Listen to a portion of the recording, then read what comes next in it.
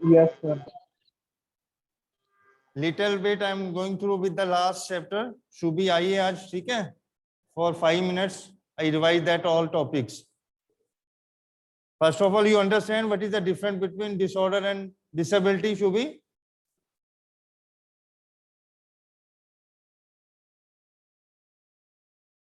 Yes, beta. Am I audible to you, Shubhi?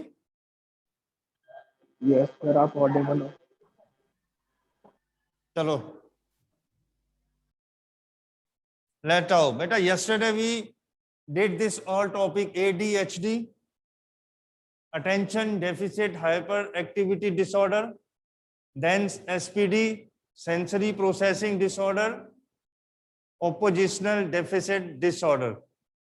Now OCD, obsessive compulsive disorder. ठीक है, we will start with this topic.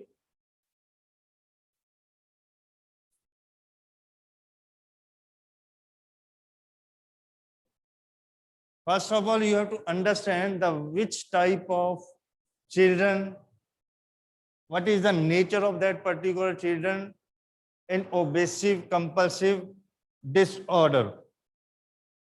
This is mostly called anxiety disorder. ठीक है, इसमें क्या है, different thoughts, fear, imaginations.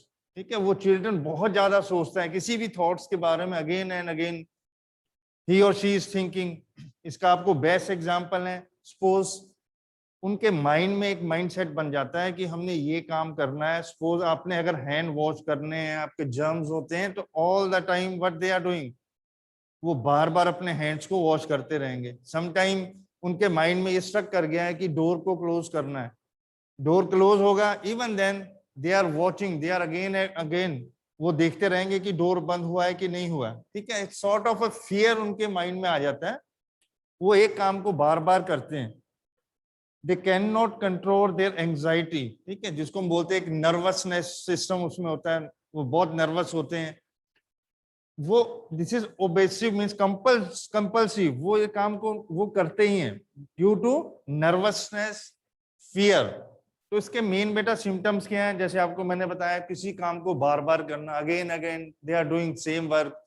किसी ने उनके माइंडसेट में बना दिया है कि जर्म्स आपके हैंड में होते हो, हैंड वॉश करते रहना चाहिए, तो वो हैंड वॉश करते रहेंगे. ठीक है, कोई चीज को आपने बोल दिया, again and again they are doing that particular activity.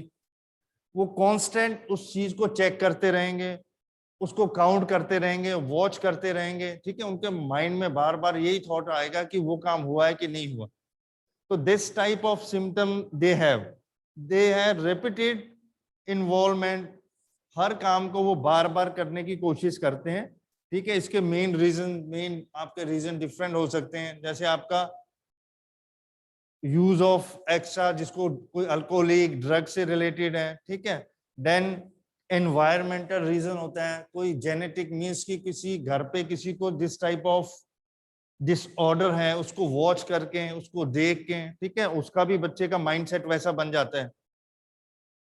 This is biologically हेरिडिटिकली हम जिसको कह सकते हैं. ठीक है, सम टाइम क्या होता है कि बहुत हार्श डिसिप्लिन बच्चों पे होता है. ठीक है, उसको ऑलवेज नेगेटिव हम उसको क्या करते हैं, हर चीज में उसको टोकना रोकना जिसको बोलते हैं ना, उससे एक माइंडसेट बच्चे का बन जाता है कि किसी भी बच्चे को अगर बार बार आप उसको क्या करो, उसके हर काम को आप नेगेटिव वे में लेके जाते हो, तो उसमें एक फियर, स्ट्रेस बन जाता है, नर्वसनेस आ जाती है कि मैंने कोई काम करना वो ठीक नहीं है. ठीक है, तो वो एक उसकी हैबिट डेवलप हो जाती है. और कोई भी हार्श डिसिप्लिन वो भी नहीं होना चाहिए. आपको पता है there are different strategies, different etiquettes. ये भी आपको इसमें फर्दर टॉपिक है कि ऐसे बच्चों को आपने कैसे ट्रीट करना है, उनसे कैसे बात करनी है. ये सारी चीजें आपको अगर पता होगी तभी आप ये काम कर सकते हो. इसी में नेक्स्ट आपका आता है बेटा ऑटिज्म स्पेक्ट्रम डिसऑर्डर. ठीक है, this is also different type of disorder, mainly common. ये जो आपका ऑटिज्म वाले बच्चे होते हैं, इनका मेन क्या होता है, ये अपने किसी से मिक्सअप नहीं होंगे, किसी से कोई बातचीत नहीं है, कोई कम्युनिकेशन नहीं करते हैं, ठीक है, वो अपने काम अपने में मस्त रहते हैं,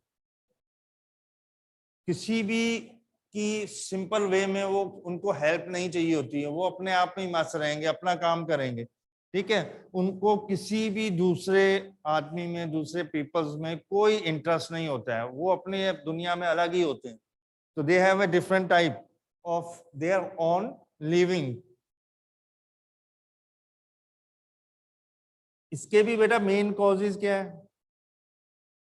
मेन कॉजेज आपको सब में वही मिलेंगे। कॉजेज क्या है? जेनेटिक, बायोलॉजिकल, एनवायरमेंटल, ठीक है, हेरिडिटिकली। अब इसमें आपने ये सारी चीजें आपने पढ़ ली है, what are the different type. Main आपको पता होना चाहिए अटेंशन डेफिसिट हाइपर एक्टिविटी, जो बहुत ज्यादा हाइपर होते हैं बच्चे, ठीक है, जो बैठ नहीं सकते, they can't sit properly. Then sensory, जो बहुत ज्यादा सेंसिटिव होते हैं, ठीक है, कोई भी छोटी चीज हो आपको करोगे उसको बहुत एक्सपोज कर देंगे। ऑपोजिशनल डेफिशिएंट हो गए, जो ऑपोजिशन करते हैं, ठीक है। ये सारे जितने डिसऑर्डर्स हैं, इसको आपने कैसे कोप अप करना है, इन बच्चों के साथ आपका क्या बिहेवियर होना चाहिए।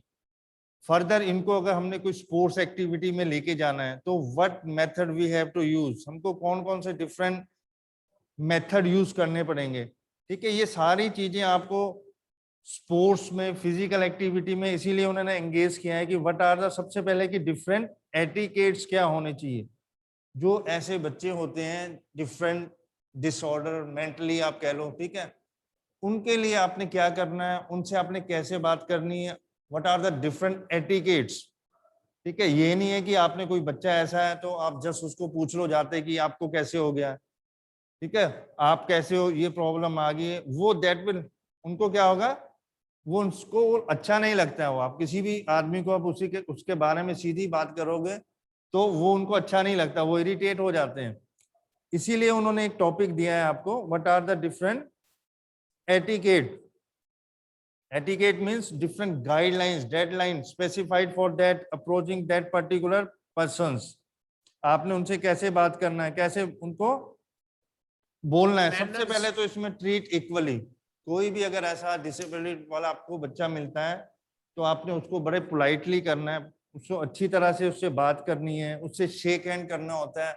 कभी भी उसकी चेयर्स पे, ठीक है, जैसे हम कोई लीन हो जाते हैं, चेयर्स के ऊपर उसका हैंड रख लिया या उसके ऊपर हैंड रख लिया, avoid that particular activities.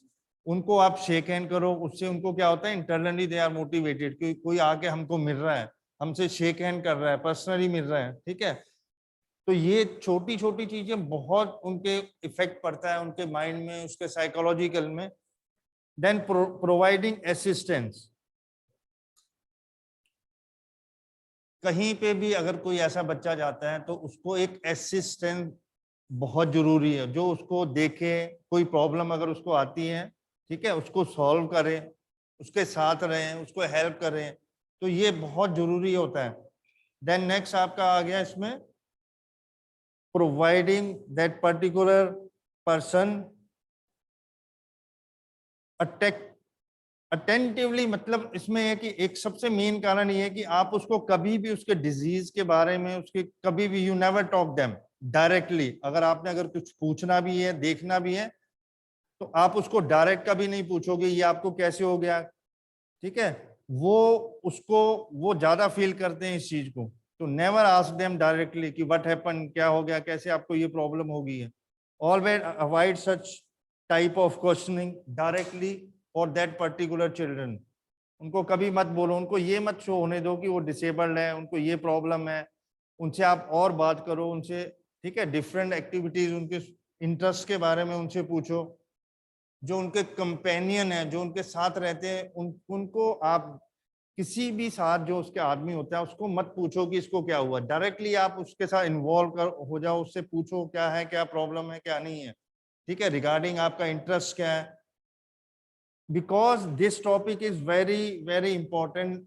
As we know, para Olympic games, ये सारी चीजें लोगों ने इसीलिए बनाई है कि so that such type of children, they involve themselves, they feel independence, ठीक है, वो अपने एक्टिविटी को, अपने काम को अगर उनको आप कोई एक्टिविटी दे देते हो, फिजिकल एक्टिविटी देते हो, अपने आप को स्ट्रेंथनिंग करेंगे, ठीक है, कॉन्फिडेंस आएगा।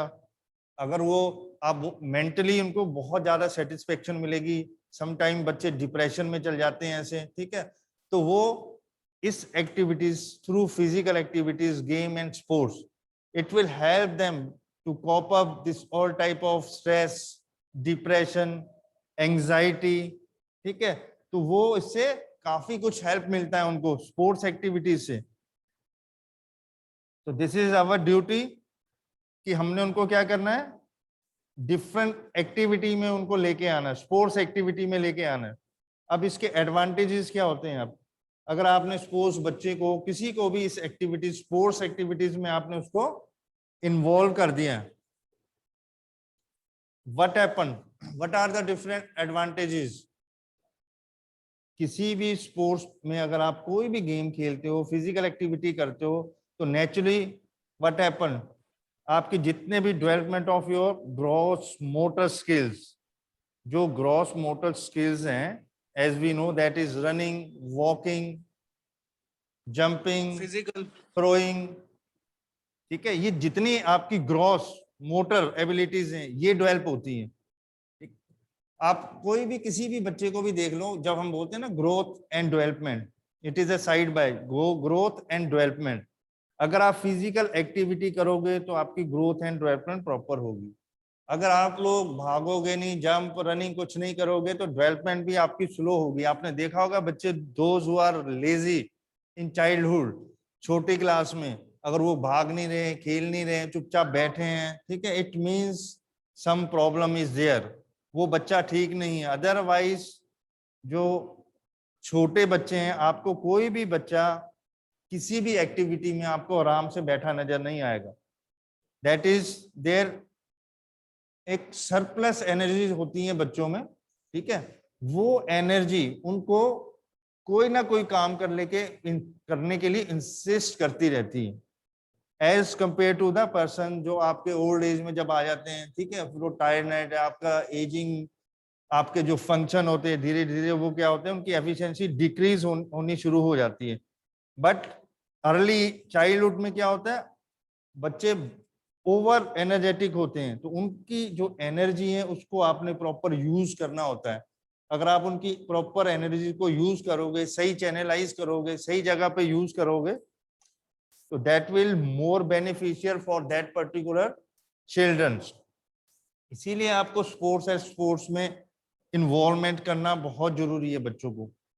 तो this is regarding the advantages. हमने क्या किया, हमने उसको स्पोर्ट्स एक्टिविटी में डाल दिए हैं, फिर उससे क्या होगा, उसका कम्युनिकेशन स्किल बढ़ेगी, ठीक है। अगर बच्चा वो कोई भी दिस टाइप ऑफ चिल्ड्रन है, अगर वो किसी स्पोर्ट्स एक्टिविटी में पार्टिसिपेट करता है, तो नेचुरली उसके जो ग्रॉस मोटर डेवलपमेंट तो उसकी होगी। उसके बाद उसका जितने बॉडी के सिस्टम्स हैं, उसका स्टेमिना है, वो नेचुरली इंप्रूव होगा। उससे क्या होगा, उसकी परफॉर्मेंस में इंप्रूवमेंट होगी, उसकी हेल्थ में इंप्रूवमेंट होगी, ठीक है। देन नेक्स्ट इसका आपका मेन है इमोशंस। इमोशंस में जैसे आपका कोई भी डिप्रेशन में बच्चा होता है, ठीक है, कोई अपने आप अकेले सोचता रहता है, but when you are involving that student in particular platform of sports and games, what happen, they interact with other people, they interact with other children, different वो स्टेट्स में मैचेस होते हैं, आपकी सिटीज में मैचेस होते हैं, वो उनसे इंटरेक्ट होंगे, उससे बहुत ज्यादा आपको सीखने को मिलता है, सोशलाइजेशन जिसको हम बोलते हैं। और that will help you, that will satisfy your, आपका जो एंजाइटी, स्ट्रेस है, डिप्रेशन है, उसको बहुत दूर करने में इट विल बी बेनिफिशियल, ठीक है। देन इंडिपेंडेंस, जब आप बच्चे को क्या करते हो, उसको आपने कोई काम, उसको स्किल बता दिया, इस बच्चे को आपने ये काम करना है, ये आपकी एक्टिविटीज है, ये आपका शेड्यूल है, तो उसको लिटिल बिट आपने इंडिपेंडेंस भी देनी है। ये नहीं है कि उसके ऊपर आप हमेशा खड़े रहो। हाँ, you can watch them strictly, you have to keep eye, but उसको भी ये लगे कि मैं अपने आप खुद ये काम कर सकता हूं, ठीक है। That is the main, that is the main confidence while participating in this activities। उसको ये भी पता लगना चाहिए कि मैं ये काम अपने आप भी कर सकता हूँ, ठीक है। तो उसको let them give some independence so that he can do his or her activity independently. तो उससे बहुत ज्यादा इफेक्ट पड़ता है बेटा बच्चे पे.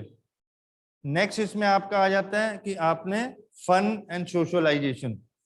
रिक्रिएशन एक्टिविटीज बेटा एक ऐसी एक्टिविटीज होती हैं, अगर आप सपोज बहुत ज्यादा थक गए हो, कभी भी कोई आपने बहुत काम कर लिया, बहुत ज्यादा आपको स्ट्रेस है, ठीक है, आपका जॉब से रिलेटेड है, कोई बच्चों में है, तो this is sort of recreational activities. आप इसको एज ए रिक्रिएशनल एक्टिविटीज अगर आप करते हो तो it will be very very beneficial. ठीक है, जिसको हम बोलते हैं fun, recreation, enjoyment. While you are participating in such activities, there is no tension, there is no stress. ठीक है, कोई भी आपके माइंड में और बात नहीं होती. You just taking, you just enjoying that particular activities. So that will be more beneficial for any individual. Next point is, what are the different strategies? जो आपका मेन अब इसमें टॉपिक है कि आपको कौन सी स्ट्रेटेजीज अपनानी चाहिए to make physical activities accessible for children with special needs. ठीक है, स्ट्रेटेजीज मींस कि अगर अब आपने इन बच्चों को स्पोर्ट्स में इन्वॉल्व करना है तो you have to little bit change in your teaching, in your environment. आपको सारा कुछ according to that particular children you have to manage each and everything. उसमें आपका इक्विपमेंट आ जाता है, आपका रूल्स आ गए, ठीक है, आपके ग्राउंड की कंडीशन आ गई है, आपका जो इक्विपमेंट का डिफरेंट जो साइज है यू कैन डिक्रीज दैट. ये सारी चीजें आपको स्ट्रेटेजीज बनानी पड़ेगी, तभी आप लोग उन बच्चों को इन्वॉल्व कर सकते हो किसी भी स्पोर्ट्स एक्टिविटीज में. तो फर्स्ट ऑफ ऑल हमने क्या करना है, उनको जब भी किसी बच्चों को आपने स्पोर्ट्स एक्टिविटी में इन्वॉल्व करना है, children with special needs, first of all pre medical check is compulsory. ठीक है, so that we come to know which type of, ठीक है, उसको प्रॉब्लम है, जो डिसेबिलिटीज हैं किस लेवल की है. अगर आपको उसकी नॉलेज होगी, according to that you can give better option for that particular children. तो first of all go through with the medical checkup. You can write this. Medical checkup बहुत जरूरी है. प्री एक्टिविटी, किसी भी एक्टिविटी को करने से पहले मेडिकल चेकअप बहुत जरूरी है. ये आपका स्पोर्ट्स में, गेम में भी होता है. आप कोई भी अगर गेम खेलते हो, NIS करते हो, ठीक है, आपका किसी भी टीम में अगर सिलेक्शन होती है नेशनल लेवल के लिए, इंटरनेशनल लेवल के लिए, तो आपका फिजिकल फिटनेस टेस्ट कंपलसरी है. इन ईच एंड एवरी स्पोर्ट्स आपको अपना फिटनेस लेवल देना होता है. फिटनेस लेवल चेक करते हो, अगर आप उसमें क्लियर कर जाते हो, हर गेम के लिए फिजिकल फिटनेस टेस्ट बना है. Even if you are playing cricket, hockey, football, आपका पूरा चार्ट बना होता है थ्रू आउट ईयर्स का. विच इंजरीज, किस प्लेयर को कौन सी इंजरीज है, कहाँ पे हुई है, कब हुई है, उसका हीलिंग टाइम क्या है, उसका रिहेबिलिटेशन प्रोग्राम क्या है. ठीक है, वो पूरा फिट हो गया है कि नहीं. आगे क्या होता था, इंजरीज हो गई है, आपने थोड़ा उसको हील अप किया अपने हिसाब से, you can participate. But nowadays totally it is professional. आपको इसके लिए क्या करना होगा, मेडिकल देना होता है. जैसे आप स्कूल में होता है ना, आपका कोई भी बच्चा अगर अनफिट है, बीमार है, कोई प्रॉब्लम है, तो उसको मेडिकल सर्टिफिकेट देना होता है. Like this you have to give the clearance from that particular activities कि आप उस एक्टिविटी से निकल आए हो, आप पूरी तरह फिट हो. Then you will go for a physical fitness test. Physical fitness test में आप क्लियर करते हो, then they will allow to participate, to join any sports, any national team, state team, or in a international level. So pre-medical checkup is very very important. Then next, involvement in various body parts.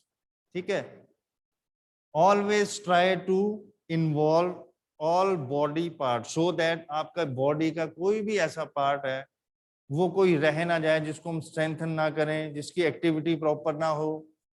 अब आपको एक simple example मैं बताता हूँ। Whenever we do any warming up exercises, ठीक है, we start from the top to bottom और bottom to top. Why? Because before doing any activity, before doing any sports training, as you know, we have to warm up, general warming up, whole body warming up. आपने पहले सारी body को warm up किया, then you go for a specific warming up that is directly related to your game, your technique, which activity you are going to perform, which muscle, which body part is involved more requirement of. Suppose if you are doing shot put, we are throwing, we have to shoulder, lower back, ठीक है, ये आपका मोर यहाँ पे stress पड़ता है। अगर आपने कोई स्प्रिंटिंग इवेंट से रिलेटेड हो, देन लोअर लिम्स का आपका ज्यादा इन्वॉल्वमेंट रहता है। तो according to that we have to do all warming up, all exercises. And next, that is simple to complex. सबसे मेन प्रिंसिपल आपका ट्रेनिंग का ये है, it should be simple to complex.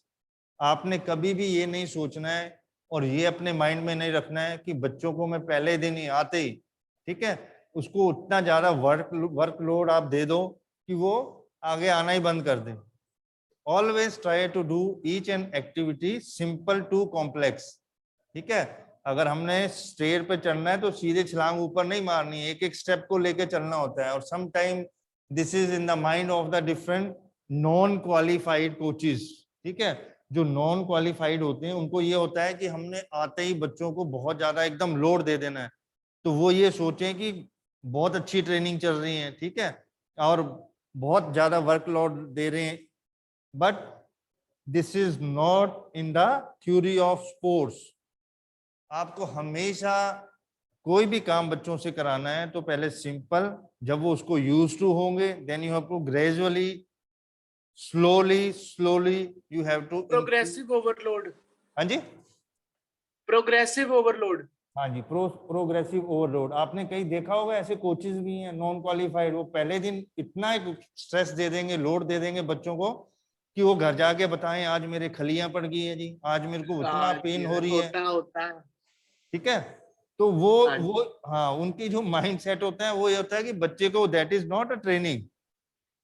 अभी आपकी बॉडी यूज टू नहीं हुई है उस वर्कलोड के लिए, और आपने उसको पहले दिन ही उसको पूरा इतना 10 किलोमीटर 5 किलोमीटर भगा दिया है, वो कहाँ आएगा आपके पास नेक्स्ट?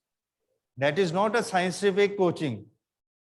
तो इसके लिए क्या है, आपको ग्रेजुअली स्लोली बॉडी बियर कर रही है, आप यूज टू हो रहे हो, आपने लोड इंक्रीज कर दिया है, ठीक है। देन उसके बाद नेक्स्ट स्टेप आपका, दैट इज द मेन बेटा, आपने उसको बच्चे को इन्वॉल्व किया, मोटिवेट किया, उसका मेडिकल चेकअप कर लिया, ठीक है, उसका अपनी बॉडी को सारे जनरल वार्मिंग अप करवा लिया, उसको सिंपल टू कॉम्प्लेक्स करके, then main focus on the interest of that particular person. जबरदस्ती किसी पे कोई चीज नहीं थोपनी चाहिए, ठीक है। That is also related to your academically. Doctor engineer के अलावा भी बहुत से ऑप्शंस हैं, बहुत ज्यादा स्कोप बहुत चीजों में। तो एक माइंडसेट बना है कि doctor engineer, that is not good. तो स्पोर्ट्स में भी ऐसा ही है, आपको उसका इंटरेस्ट देखना है, ठीक है। इंटरेस्ट सबसे मेन चीज है। अगर किसी आदमी को उस एक्टिविटी में इंटरेस्ट ही नहीं है तो आप जितना मर्जी आप उसको सिखा लो, समझा लो, अल्टीमेटली आपको रिजल्ट 0 मिलेगा। क्यों? बिकॉज ही और शी वो उस चीज को लाइक ही नहीं कर रहा है, आप उसको जबरदस्ती आप उसको दे रहे हो, तो वो कभी भी ये अपना 100% नहीं देंगे। 100% क्या, वो कुछ भी नहीं करेंगे, वो देखेंगे करेंगे फिर छोड़ देंगे, क्योंकि इंटरेस्ट नहीं है। आप जिस चीज को लाइक ही नहीं करते हो, आपको बार बार वो चीज दिखाई जाएगी, आप उसको देखेंगे, आपका माइंड कहीं और होगा, आईज वहां खुशी पे नहीं होगी। मिलेगी काम करते हुए। हाँ, तो वही है, अब जैसे आप पढ़ाई करते हो, क्लास में बैठे हो, इट डज नॉट मीन्स कि यू आर फिजिकली सिटिंग, पर आप मेंटली भी सिटिंग अगर आपकी होगी, if you are mentally prepare for that activities, that will very fruitful for the coaches and trainees, or that will give you better result then आपका capability. अब ये नहीं है कि आपने एक 14 years के बच्चे को आपने एडल्ट के साथ लगा दिया, उसको मैन के साथ खिला दिया, because as you know in each and every sport. आपकी आवाज अड़ रही है। हाँ जी, नाउ क्लियर। अब ठीक है सर। हाँ जी, अभी भी अड़ रही है। ये बेटा नेटवर्क में कोई प्रॉब्लम आ जाती है बीच में। समटाइम व्हाट हैपन बेटा, हम क्या करते हैं, बच्चे की कैपेबिलिटी को इग्नोर करके उसको हम हायर ग्रुप में इन्वॉल्व कर देते हैं, या कोई बच्चा अच्छा है उसको एकदम हम जंप करके सीनियर ग्रुप में डाल देते हैं। ठीक है, तो we have to wait, we have to watch, we have to see the capability of that particular children. ठीक है, एकदम से आपको डिसीजन नहीं लेना होता है कि आप उसको एकदम जंप करके ऊपर भेज दें। समटाइम इसके नेगेटिव भी इफेक्ट बहुत ज्यादा पड़ते हैं। तो gradually, slowly, according to the capacity of that particular children, we give them gradually load. Then suitable environment, that is the most important. If you don't have a suitable environment, then your learning, your teaching, it will be effect. ठीक है, environment का बहुत ज्यादा role होता है। किसी भी चीज को आपने सीखना है, करना है, देखना है, तो आपके घर का एनवायरमेंट स्पोर्ट्स का होगा। नेचुरली बच्चे में क्या होगा, ये जेनेटिक होता है। अगर आपके घर से कोई इन्वॉल्व है स्पोर्ट्स, जैसे घर में एक्सरसाइज लगाने में वो मजा नहीं आता जो जिम में आता। हाँ नेचुरली वो तो नहीं, दैट इज द एनवायरमेंट हो गया ना, वही चीज है। हाँ जी, एनवायरमेंट। हाँ वो दैट इज एनवायरमेंट। वहां पे सब लोग वैसे ही हैं, सब लोग जान मार रहे हैं, एक दूसरे को देख रहे हैं। आप अच्छे जो आपके वहां पे आ रहे हैं उससे आप मोटिवेट होते हो, उनको देख के आप में और जोश आएगा। ठीक है, you will do that activity with more enthusiastically, more interestedly. तो ये सारी चीजें एनवायरनमेंट में होती है। एनवायरनमेंट, अब आपको बेस्ट एग्जांपल मैं बताता हूँ। अभी आप देखो इंडिया की टीम में, अगेन बहुत साल पहले हॉकी टीम में क्या होता था, more than half of team from Jalandhar, that is from Sansarpur village. Can you imagine कि एक नेशनल टीम में एक सिटी का एक छोटा सा विलेज है, ठीक है, टाउन, वहां से आधे से ज्यादा बच्चे ओलंपिक में खेल रहे हैं। अगेन द सेम सिनेरियो, आपके पंजाब से इस टाइम देखो हॉकी टीम में कितने बच्चे हैं, जलंधर से आपके बच्चे लीड कर रहे हैं इंडिया टीम को। तो दिस इज एक एनवायरनमेंट, जहां पे एक एनवायरनमेंट बन जाता है, जहां बड़े खेलते हैं, छोटे सीखते हैं, छोटे उनको देख के एक डेमोन्स्ट्रेशन है, एक वॉचिंग है। ठीक है, learning by doing, learning by watching. Plus वो स्पोर्ट मार्केट है जलंधर में सबसे ज्यादा इंडिया में। हाँ, तो आप ये देखो ना, कितने बच्चे एनवायरनमेंट की वजह से यहाँ पे हॉकी में आते हैं और कितने बच्चे रेगुलर इंडिया खेल रहे हैं। ये एक आपका हब बन गया है हॉकी का। तो that is the main, suitable environment is the most important. Then modified equipment, that is the main thing for the children with special needs. You have to give them such a equipment that will suit them. ठीक है, उनका जो equipment का सारा system आपको वैसा ही बनाना पड़ेगा जो उनके लिए सूटेबल है। That is different from a normal person. Next इसमें आपको आ गया specialization of school and teachers, variety of instructions. Teachers को भी नॉलेज होनी चाहिए उन बच्चों से डील करने के लिए, उसने भी कोई पर्टिकुलर कोर्स किया होना चाहिए। स्कूल में वो चीजें सारी अवेलेबल हो जो उन बच्चों के लिए जरूरी है। देन मेन आपका मॉडिफाई द रूल्स, आपके सारे जो रूल्स होते हैं वो मॉडिफाई कर देते हैं अकॉर्डिंग दैट पर्टिकुलर स्टूडेंट्स। ठीक है, देन एक्स्ट्रा केयर, जब भी बच्चे ऐसे कोई खेलते हैं तो ऑलवेज मेडिकल सिस्टम आपका इंटैक्ट होना चाहिए, वहां पे फर्स्ट एड सिस्टम इंटैक्ट होना। तो that is all regarding this chapter.